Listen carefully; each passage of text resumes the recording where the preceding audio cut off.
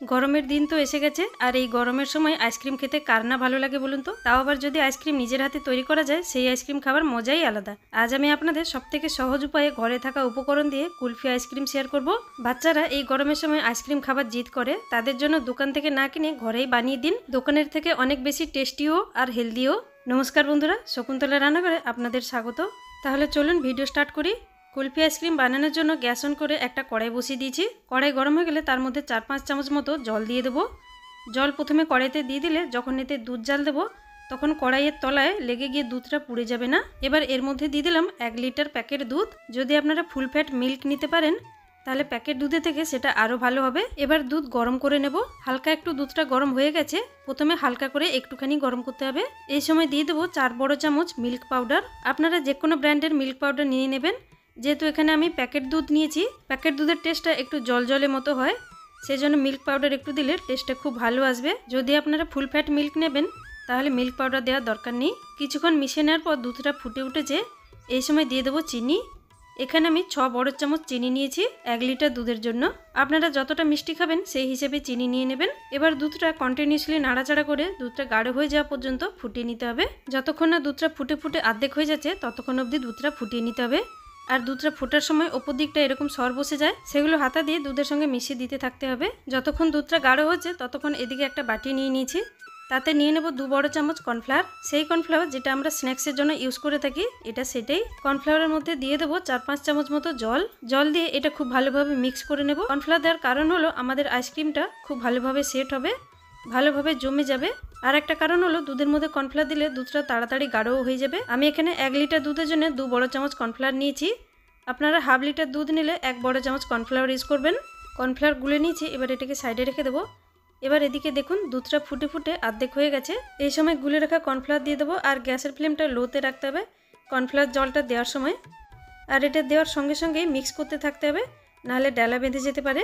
এবার ফ্লেভারের জন্য দিয়ে দেবো এখানে 1/4 টিস্পুন ছোটো এলাচের গুঁড়ো দিয়ে ভালো করে দুধের সঙ্গে মিক্স করে নেব। কর্নফ্লাওয়ার দেওয়ার পর কিছুক্ষণের মধ্যে দুধটা গাঢ় হতে শুরু হয়ে যাবে। এখানে ফ্লেমটা হাই করার দরকার নেই, মিডিয়াম ফ্লেমে রেখে 5-6 মিনিট পর্যন্ত দুধটা ফুটিয়ে নেব। বন্ধুরা, যদি আজকের রেসিপি ভালো লাগে তাহলে ভিডিওতে একটা লাইক করবেন, শেয়ারও করবেন। চ্যানেলে নতুন বন্ধু হলে তাহলে চ্যানেলকে সাবস্ক্রাইবও করে নেবেন। দেখুন কর্নফ্লাওয়ার দেওয়ার পর 5 থেকে 6 মিনিট মিক্স করতে করতে ফুটিয়ে নিয়েছি। এবার কনসিস্টেন্সিটা দেখুন, যেমন আমরা রাবড়ি বানাই বা ক্ষীর বানাই প্রায় সেই রকমই কনসিস্টেন্সি হয়ে গেছে। এর চেয়ে বেশি গাঢ় বা এর চেয়ে বেশি পাতলা করবেন না। এই যে কনসিস্টেন্সিটা হয়েছে কুলফির জন্য একদম পারফেক্ট। আর তাছাড়া এটা যখন একটু ঠান্ডা হয়ে যাবে তখন আরও গাঢ় হয়ে যাবে। এবার গ্যাসের ফ্লেম অফ করে দিয়ে দুধটা পুরোপুরি ঠান্ডা হওয়ার জন্য ছেড়ে দেবো। যতক্ষণ দুধটা ঠান্ডা হচ্ছে ততক্ষণ এদিকে দেখুন এখানে আমি নিয়েছি কাগজের কাপ। এগুলো অতি সহজে দোকানে পাওয়া যায়, অনেকের ঘরেও থাকতে পারে। আর না হলে ছোট ছোট কাঁচের গ্লাস বা স্টিলের গ্লাসও নিতে পারেন। আর তাছাড়া যদি আপনাদের কাছে আইসক্রিম মোল্ড থাকে সেটাও ব্যবহার করতে পারেন। এবার এদিকে দেখুন দুধটা যে ঠান্ডা করতে রেখেছিলাম সেটা পুরোপুরি ঠান্ডা হয়ে গেছে, আর আগের থেকে আরও অনেকটা গাঢ়ও হয়ে গেছে। এটা একেবারে কুলফির জন্য একদম পারফেক্ট। এবার এটাকে সাইডে রেখে পেপার কাপগুলো নিয়ে নেব। কাপের মধ্যে গাঢ় করে রাখা দুধটা দিয়ে দেব। এবার আপনারা চাইলে এতে কিছু ড্রাই নাটসও দিতে পারেন, যেমন এখানে আমি অল্প একটু নিয়ে নিয়েছি। কাপের নিচে কিছুটা দিয়ে দিচ্ছি, তারপরে ওপরে গাঢ় দুধটা দিয়ে দিচ্ছি, তার ওপরে একটু ড্রাই নাটসও ছোটো ছোটো করে কুচিয়ে নিয়েছিলাম সেটা দিয়ে দিচ্ছি। এরকমভাবে আমি কিছুটা প্লেনও বানিয়ে নিয়েছি আর কিছুটা ড্রাই ফ্রুটস দিয়েও বানিয়ে নিয়েছি। আপনারা আপনাদের পছন্দ মতো বানিয়ে নেবেন। এবার কি করব না, কাপগুলোকে কভার করে দেবো অ্যালুমিনিয়াম ফয়েল দিয়ে। আমি এখানে অ্যালুমিনিয়াম ফয়েল পেপার নিয়েছি। যদি আপনাদের কাছে অ্যালুমিনিয়াম পেপার না থাকে তাহলে প্লাস্টিকের দুধের প্যাকেট বা যে কোনো পলিথিন নিয়ে ধুয়ে নিয়ে এরকম ছোট ছোট করে কেটে সেটাকেও ব্যবহার করতে পারেন। অ্যালুমিনিয়াম ফয়েল পেপার বা পলিথিন ব্যবহার করার কারণ হলো ডিপ ফ্রিজে রাখার সময় বরফ জমে যাবে না, সেজন্য এটা ঢাকা দিতে হবে। দুধের প্যাকেট বা এরকম একটা প্লাস্টিক কভার করার পর একটা গার্ডার দিয়ে ভালোভাবে মুখটা আটকে দিতে হবে যাতে পলিথিনটা সরে না যায়। এবার কি করব, একটা ছুরি দিয়ে মাঝখানে একটু হোল করে নেব। পুরোপুরি মাঝখানে হোল করতে হবে যাতে আইসক্রিম স্টিকগুলো মাঝখানে ঢুকিয়ে দিতে পারি। ছুরি দিয়ে মাঝখানে একটু একটু হোল করে আইসক্রিমের স্টিকগুলো ভরে দিতে হবে।